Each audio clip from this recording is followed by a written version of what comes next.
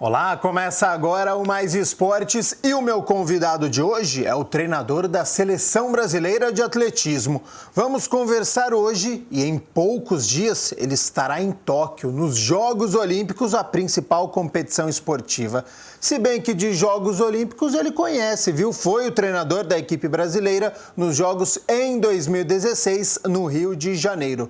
Treinador da equipe em mundiais. Moscou 2013, Pequim 2015, Londres 2017, revezamento também em Nassau 2014, 2015, 2017, em Yokohama 2019, com jovens. Tem trabalho no Mundial de Atletismo Sub-20 na Finlândia 2018, Sub-17 e além deste sucesso, ele é professor do curso de Ciências do Esporte na Unicamp. Tem mestrado, doutorado, um currículo extenso. Evandro Lázari, muito obrigado pela disponibilidade do seu tempo aqui com o Mais Esportes.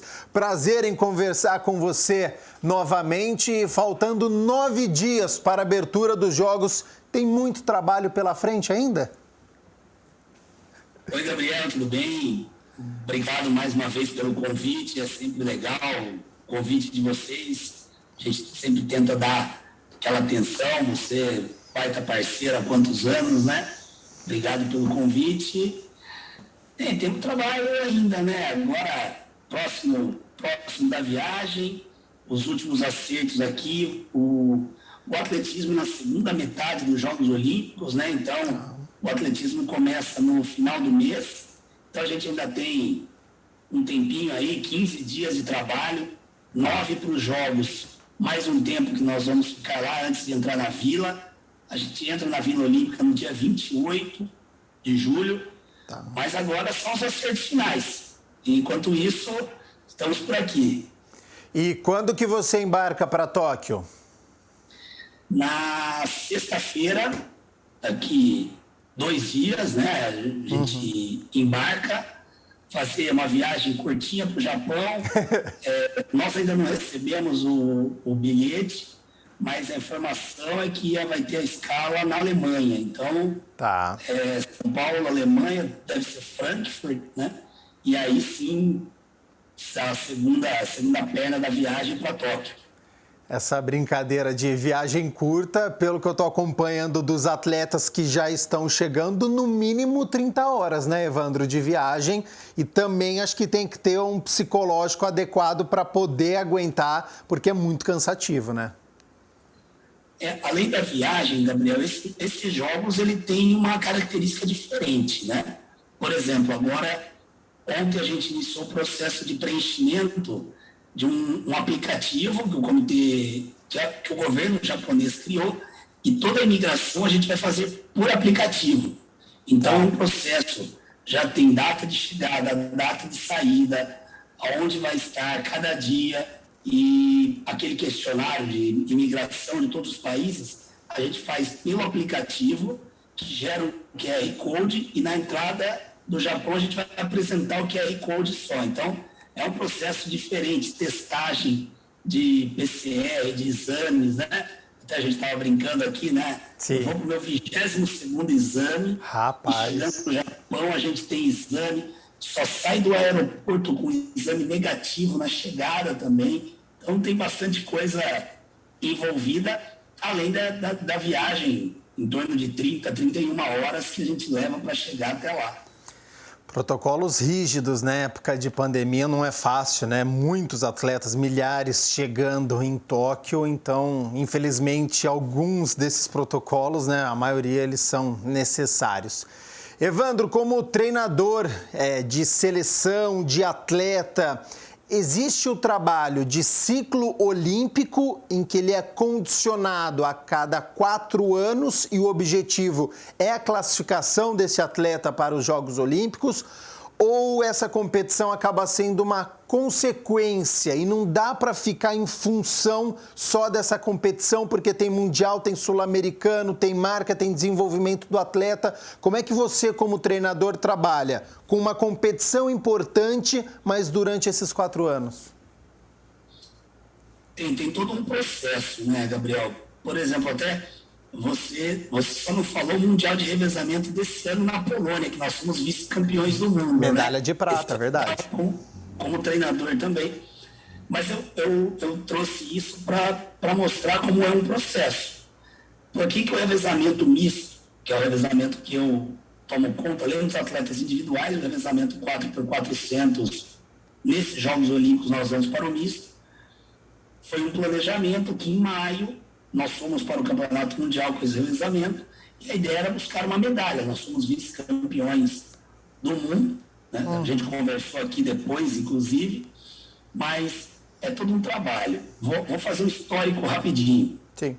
Em 2013, a gente começou com a ideia de voltar o revezamento 4x400 para os Jogos Olímpicos. Então, em 2013, classificamos a equipe para o Mundial de Moscou, fomos finalistas em Moscou, classificamos para o PAN de 2015 em Toronto, fomos finalistas, classificamos para o Mundial de Pequim em 2015, fomos finalistas, fomos para o Rio com 4x400 masculino, finalistas. Ok.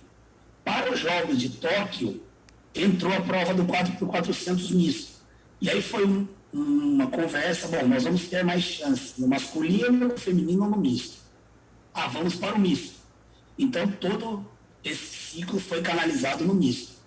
Participação no Campeonato Mundial de Yokohama 2019, no misto, no Campeonato Mundial de Revezamentos 2018. 2019? Esqueci agora, fugiu aqui. Tá.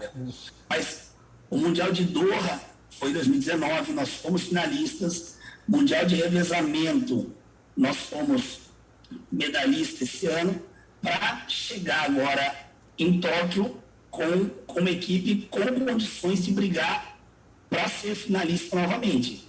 A ideia é colocar entre os 8. Estar entre os 8 do mundo é o primeiro objetivo. Então, isso são sequências. A gente trabalha com ciclos, né? E a mesma coisa com os atletas no individual. Os atletas eles têm duas formas de entrar nos Jogos Olímpicos: obtendo índice ou estando bem colocado no ranking nos últimos 2 anos.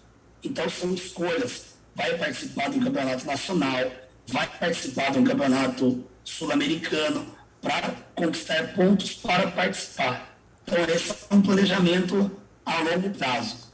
E quando você diz que precisa optar pelo revezamento, é porque a carga é muito forte em cima do atleta e chega um determinado momento que você fala, olha, não vou poder disputar o 400 metros, por exemplo, mas eu vou para este revezamento. Chega um momento que precisa optar, o atleta ele não consegue realizar muitas competições?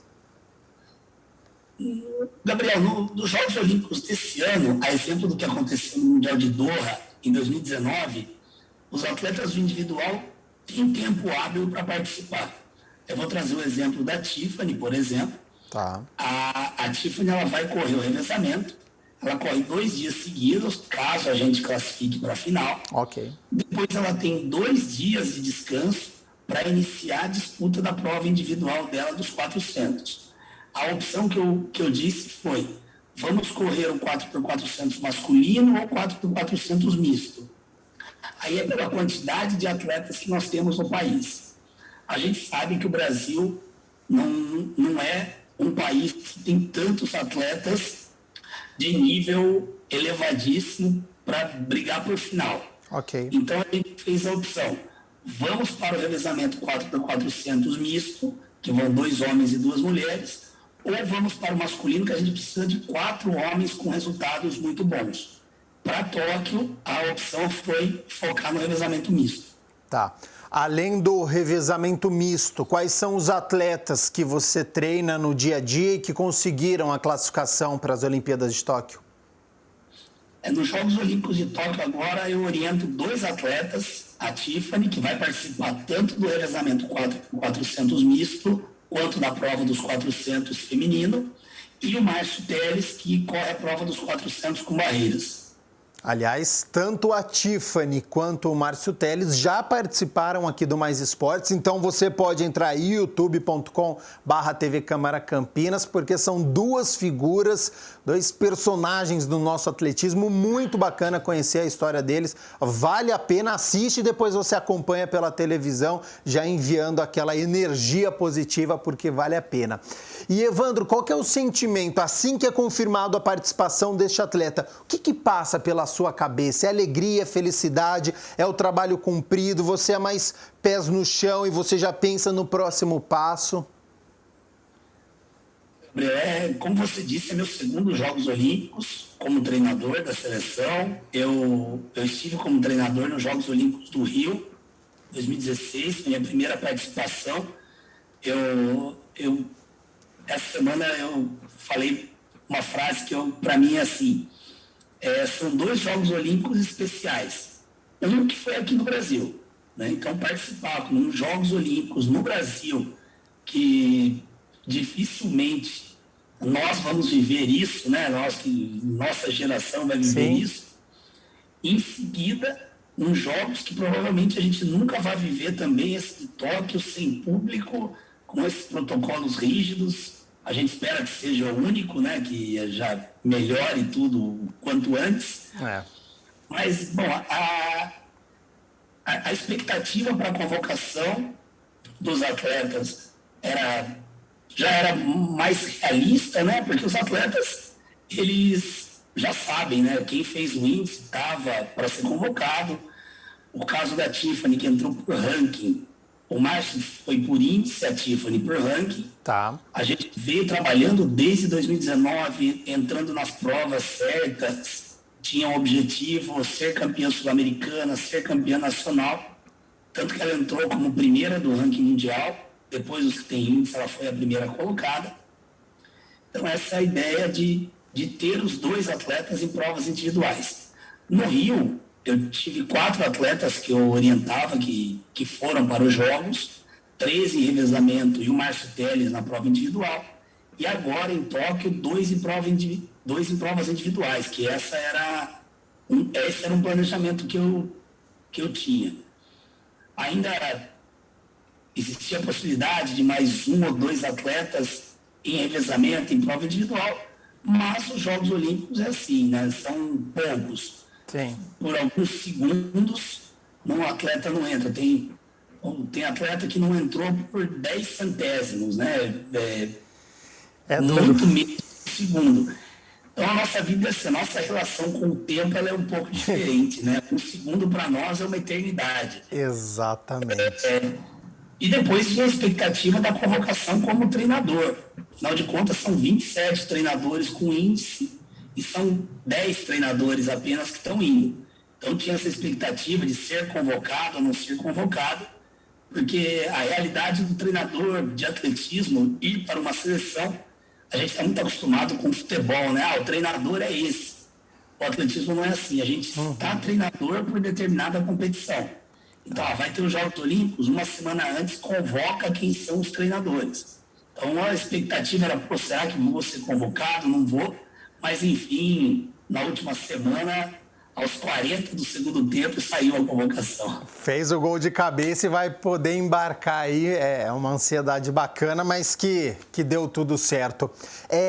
O Márcio Teles e a Tiffany Marinho, os dois atletas que você treina, eles são muito diferentes? O trabalho que você precisa fazer com um e o trabalho que você precisa fazer com o outro, na questão psicológica, no dia a dia, é muito diferente ou não? E eles convivem juntos, treinam juntos?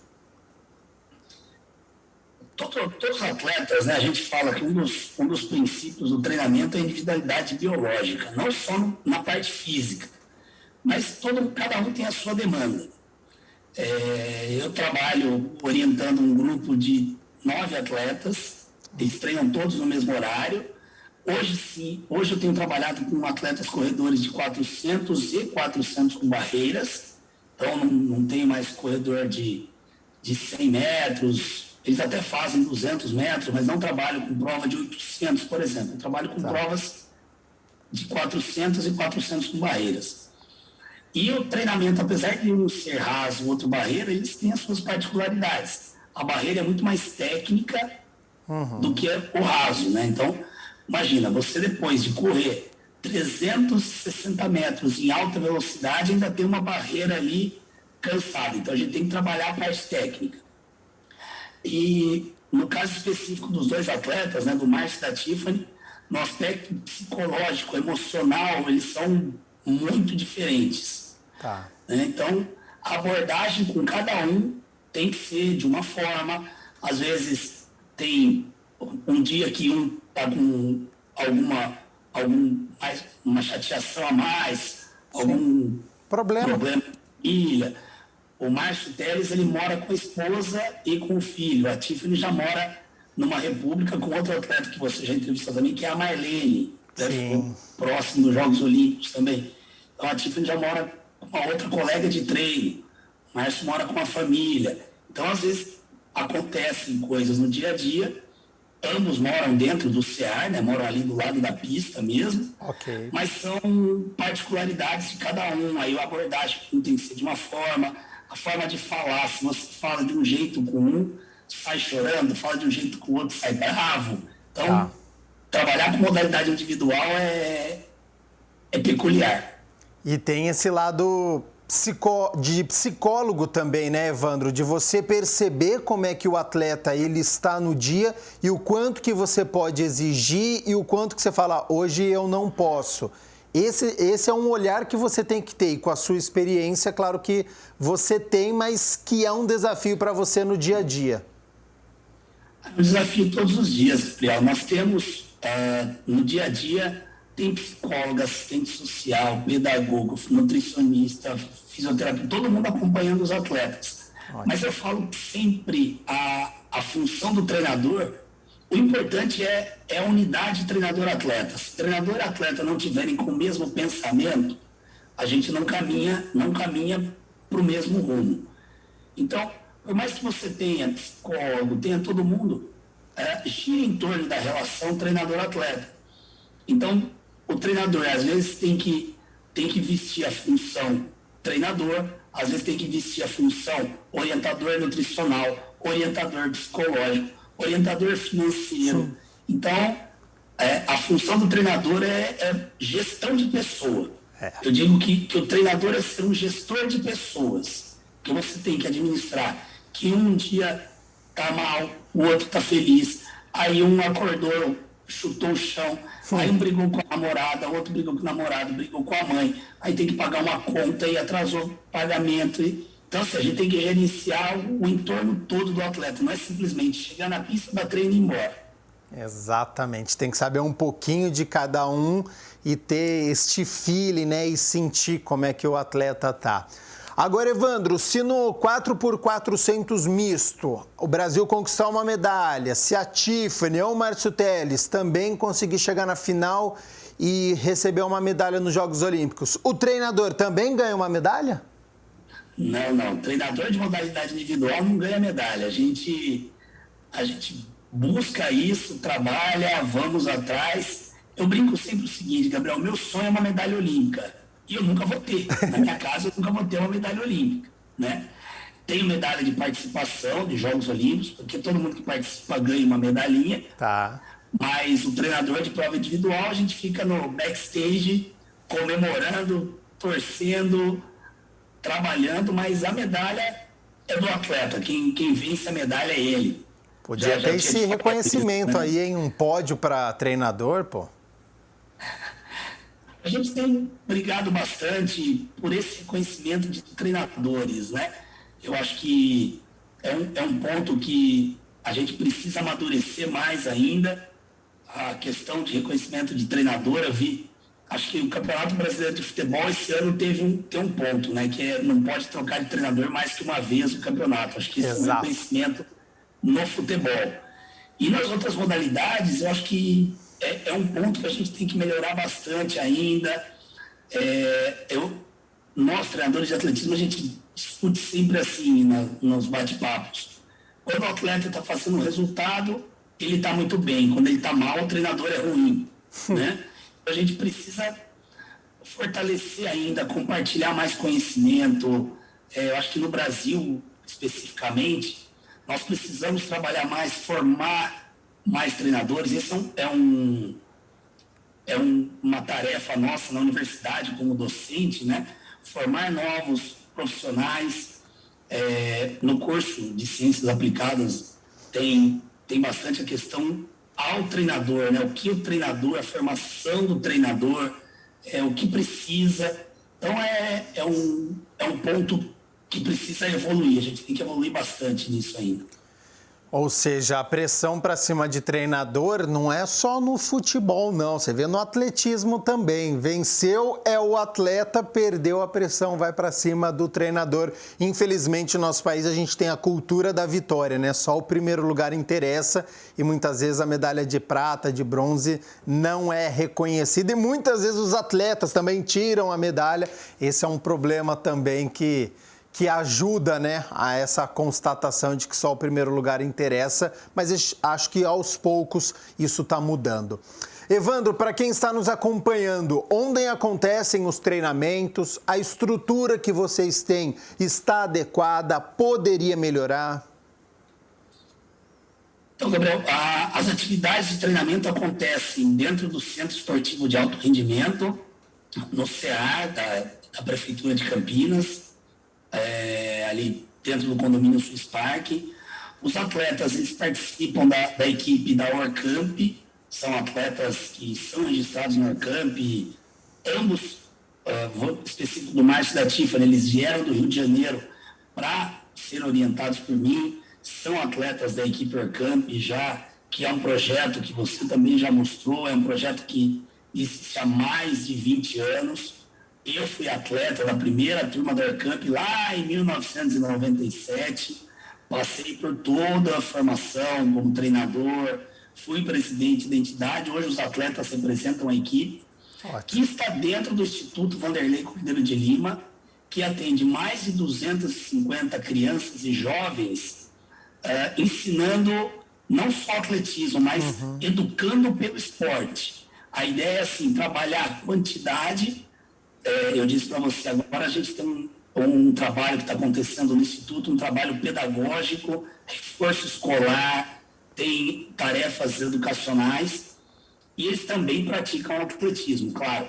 E dessa quantidade, mais de 250 crianças e jovens, óbvio que a gente vai buscar a qualidade. São atletas que mais para frente vão estar disputando Jogos Olímpicos, Campeonato Mundial, desde as categorias iniciais até o adulto. Então, e já fica o convite, quem tiver interesse, levar o filho, a filha, o sobrinho, o primo, o irmão, fique à vontade, é só aparecer no centro esportivo, procurar um dos professores, tem professores de iniciação, tem professores de provas específicas. A partir dos 8 anos de idade, todo mundo que tiver interesse pode participar do projeto do Instituto Vanderlei Cordeiro de Lima e da Orcamp. Convite importantíssimo, então esse é um diferencial do atletismo, né? Este trabalho e este olhar para o ser humano e não só na parte esportiva de formar um atleta. Evandro, você estava falando da comissão técnica, a gente pode dizer assim, né? De nutricionista, de psicólogo, você que é o treinador. Você que pensa nos treinamentos, na parte técnica, na parte física, se vai realizar alguma dinâmica ou isso é decidido por uma equipe, por uma comissão? Como eu falei, a célula treinador-atleta, que dá a diretriz, toda a parte física, técnica, tática, porque também o atletismo, apesar de ser uma prova individual, tem a parte tática, o treinador que cuida. Então, o treinador ele é responsável por organizar qual é o aquecimento de cada um dos atletas, qual é a parte técnica de corrida. Se está com defeito na elevação do joelho, se o tornozelo está empurrando menos o chão, tem que aumentar a flexibilidade. A parte condicionante, se o treino de força vai ser na quarta ou na quinta, que eles fazem a parte de força, fortalecimento também, né? A musculação, a famosa musculação. Se vai colocar antes da parte de pista, se hoje vai trabalhar repetições de velocidade, se vai trabalhar resistência de velocidade, se vai fazer salto. É um treinador que monta isso tudo. No caso de atletas já desse nível, né? Atletas de alto rendimento. Quando são os mais jovens, as crianças, eles trabalham em grupos de iniciação, o atletismo de forma lúdica. Aí sim, no projeto do Instituto e da Orcamp, tem 3 professores que trabalham juntos. Na segunda-feira vai trabalhar o aspecto inicial da técnica do lançamento do dardo, por exemplo. Fiz lançamento de dardo, as crianças aprenderam como é o dardo. Para mais para frente chegarem no competitivo. E esse é um ponto, Gabriel, só complementando na pergunta anterior, dos pontos diferenciais do projeto do Instituto e da Orcamp é ter desde a iniciação ao alto rendimento. Então, a criança que chega lá com 8, 9, 10 anos e semana que vem está assistindo os Jogos Olímpicos, ele vai ver a 20 metros dele um atleta que vai estar nos Jogos Olímpicos. Legal. Então, é um ponto interessante que ele tem um espelho. Ele fala, olha, eu quero ser igual a ele. Então, e tirar foto, e estar junto. É um projeto educacional, educar pelo esporte. Então, assim o ciclo vai continuando, vai se perpetuando. Essa é a ideia. A criança, ela se beneficia com essa convivência, né? É a questão da representatividade. Ela está vendo que um atleta que está no mesmo ambiente que ela, está na principal competição do mundo ou foi viajar para um outro país por conta da modalidade e está muito perto, e essa criança também tem as condições para poder chegar. Então, isso é muito bacana e realmente é um diferencial. Sobre o alto rendimento, Evandro, é evidente que esta pandemia mudou, né, de alguma forma, todo mundo. Neste período, primeiro, como é que ficou o seu psicológico? O medo do contágio, da doença, do que viria pela frente depois de março, abril do ano passado, retrocesso com os seus atletas. Como é que você lidou e lida até hoje com a pandemia? Bom, primeiro, tomar cuidado sempre. O primeiro ponto é a gente usar máscara, usar álcool em gel, manter o distanciamento. Então, acho que esse é um ponto que a gente tomou cuidado desde o início, desde março do ano passado até agora. Redução de pessoas, atividades adaptadas. Por exemplo, num primeiro momento, a pista fechou, não poderia usar. Sim. Mas nós organizamos atividades em que, como eles já moram dentro do CEAR, eles poderiam utilizar alguns espaços fora da pista, gramado, a rua, eles acabaram utilizando para manter o funcionamento. Mas, claro, né, atividades gerais de treinamento não geram adaptações específicas, que era o que a gente precisava, apesar de não saber quando teria competição. Então, foram atividades de manutenção. Num segundo momento, nós solicitamos uma autorização de utilização devido à particularidade dos atletas de alto rendimento, chance de Jogos Olímpicos. Ok. Alguns atletas puderam voltar a utilizar a pista, mas mantendo o distanciamento, mantendo todas as orientações sanitárias, voltaram a treinar. Num terceiro momento, foi possível, através de iniciativas do Comitê Olímpico, da Confederação, que esses atletas saíssem do país. Então, por exemplo, em setembro de 2020, em agosto de 2020, eu e mais 5 atletas, nós fomos para Portugal, nós ficamos um mês treinando em Portugal, que a situação estava melhor. Então, conseguimos manter toda a rotina de treinamento lá. Também mantendo todas as normas, por isso que eu falei que já foram mais de 20 exames que nós passamos, né? Tá.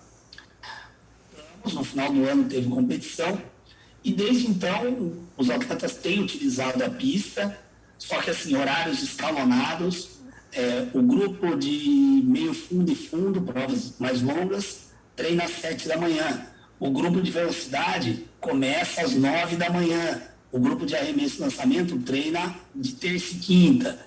Então, são atividades que estão espalhadas exatamente para a gente ter cuidado. Mas é claro, a preocupação com a doença, a preocupação com os atletas, a preocupação com a família, a gente sempre teve e procuramos o máximo tomar cuidado e manter todas as ações para não correr risco. Tanto que, vou te dizer, de todos esses atletas, teve um caso de atleta que contraiu o Covid, mas não foi na pista, né? Foi com um parente que ele encontrou, teve, e ninguém mais precisou ser internado. Teve caso. Ninguém precisou ser internado. Ótimo. Ele teve, foi leve, mas teve, e todos os outros testaram e ninguém teve. Felizmente, a gente conseguiu tomar bastante cuidado. E hoje, quase todos eles já estão vacinados, né? Que vão para os Jogos Olímpicos.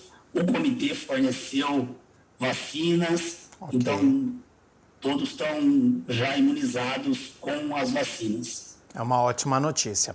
Agora, além dessa preocupação, você acredita que a pandemia vai ter um efeito para os resultados nos Jogos? Porque em determinado momento tinha país que tinha mais restrição, tinha país que tinha uma certa liberdade. Você acha que os atletas chegam em pé de igualdade nos Jogos Olímpicos ou essa pandemia ela confundiu tudo e você tem medo que um atleta pode ter treinado muito mais que o outro, o psicológico de um está melhor do que o do outro? Com certeza, Gabriel, essa diferença vai acontecer, a gente tem visto em algumas competições. Existem países que têm apresentado, seus atletas têm apresentado excelentes resultados, porque eles estão lá dentro treinando. País que não deixou estrangeiro entrar e não deixou seus atletas saírem, mas treinaram, organizaram competições, valeram os resultados. Então, esses jogos eu acho que nós vamos ver algumas discrepâncias de resultado devido à desigualdade de condições. Infelizmente, não temos muito o que fazer, porque aconteceu, serão jogos diferentes de todos os outros, mas pelo menos nós vamos conseguir ter a celebração do esporte. No Rio de Janeiro, foi muito interessante que quando o Márcio, por exemplo, correu, o estádio lá com 30, 40 mil pessoas gritavam o nome dele, porque era no Rio, ele é do Rio. Agora, em Tóquio, se alguém gritar o nome dele, você eu na arquibancada gritando, eu ouvi gritar. E você tem esse costume, Evandro, de dar uma de torcedor, de gritar, de conversar com o atleta, ou você fica mais quietinho e fica só observando? Como é que você é em dia de competição? Nem é torcer, Gabriel, é orientar. Tá. Tem atleta que gosta que eu fico, por exemplo, na metade da prova, para eu cantar a passagem, para saber se tem que aumentar, se tem que diminuir. Legal. Tem atleta que já gosta que fique, faltando 100 metros para acabar a prova, para saber como é que eu tenho que fazer, me posicionar. Então, isso é assim que eu trabalho, né? Dependendo do atleta particular, eu gosto que fique em tal ponto da pista. Eu vou lá, canto a parcial. Isso aí fala, se está forte, se está fraco. Então eu sou esse treinador. Se você for na pista, vai me ver que nem um maluco gritando na beira da pista. E tudo isso é permitido passar essa informação. Não é que nem no tênis que o jogador não pode ter contato com o treinador, não pode ficar olhando muito. No atletismo, se você cantar, se você fizer a passagem, tá tudo liberado. E o atleta, ele tá tão concentrado, mas ele consegue perceber, ele faz esse pedido para você, não me deixa na mão agora, pode conversar comigo, fala comigo, existe esse acordo. E tem atleta que, por exemplo, a Tiffany, ela entra no bloco, a gente combinou, vou estar em tal lugar. A hora que ela entra no bloco, você vê ela virando para ver se eu estou no lugar que a gente combinou. Tá. Né? Então, cada um tem a sua preferência, por isso que eu prefiro, você quer que eu fique aonde? Fique em tal lugar para cantar a parcial para mim. Legal. É possível, desde que a gente esteja fora da pista, não pode entrar na pista, claro, né? E isso é permitido. E muitos falam assim, às vezes o estádio cheio fala, eu consegui te ouvir, porque eles estão tão focados, sabem onde eu vou estar, ele já vem concentrado ali e fala, deixa eu prestar atenção. E quase sempre eles me ouvem. Que bacana esse relato, porque às vezes é isso, né? Competição com torcida, você está concentrado na passagem, deu aquela olhadinha para ver onde que o seu concorrente está e mesmo assim consegue escutar o treinador. Evandro, você fez mestrado, doutor em biodinâmica do movimento e esporte pela Unicamp. Qual que é a importância do estudo e como que você consegue aplicar isso na prática? Eu acho que isso vem naquilo que a gente conversou um pouco antes, né, da formação do treinador. Não vejo mais cabendo na estrutura esportiva brasileira ou na estrutura esportiva, né, treinadores que repetem o trabalho, né, aqueles que só reproduzem o que aprenderam. Ok. Eu considero que a gente precisa estudar mais, compartilhar mais, aprender mais. Cada dia que eu chego na pista, eu julgo que eu estou aprendendo. Cada dia de uma aula, eu estou aprendendo alguma coisa. Porque o que acontece com um atleta é diferente do que acontece com o outro. Então, dia a dia, a gente precisa continuar aprendendo, evoluindo como treinador, evoluindo como pessoa na relação com eles. Então, eu acho extremamente importante a gente se especializar, se aprofundar, aprender sempre, ter contato com outros profissionais, buscar uma qualificação e que possa levar a gente a ter um pensamento crítico diferente, não assim, você vai trabalhar resistência de velocidade, você vai fazer 6 repetições de 300 metros. Tá, mas por quê? Por que eu estou fazendo isso? Vamos, se eu mexer na pausa, vamos investigar, vamos fazer um estudo para saber se para esse atleta vai ter o mesmo efeito que vai ter para outro. Então, é importante a gente estar sempre se atualizando. Eu acho que a questão da minha formação, mestrado, doutorado, como você disse, né, minha formação toda foi na Faculdade de Educação Física da Unicamp, graduação, mestrado, doutorado. Foram situações que acabaram acontecendo antes de existir o CA. A gente treinava na pista da Unicamp, então eu estava sempre ali e tenho esse contato já ali com a universidade, tinha essa relação, acho que acabou caminhando para isso, mas não acredito que seja só uma formação. A gente precisa estudar, não quero ter uma titulação, mas eu quero estudar. Acho que a informação está aí para todo mundo, a internet democratizou o acesso ao conhecimento, então todo mundo pode aprender mais e ser um profissional mais crítico nas suas ações. Agora, é comum treinador no atletismo ter essas graduações ou você é um dos poucos com mestrado e doutorado? Gabriel, acho que quando eu concluí o doutorado, 4 anos atrás, né, em 2017 eu concluí o doutorado, não encheu a mão a quantidade de doutores que tinha no atletismo. Tá. Acredito que hoje já tem uma quantidade maior, né, mas talvez encha 2 mãos. Mas eu acho que isso a gente precisa melhorar ainda. Existem países na América do Sul que têm relatos que 80% dos treinadores de atletismo têm pós-graduação com titulação. No Brasil ainda são poucos, mas tem aumentado.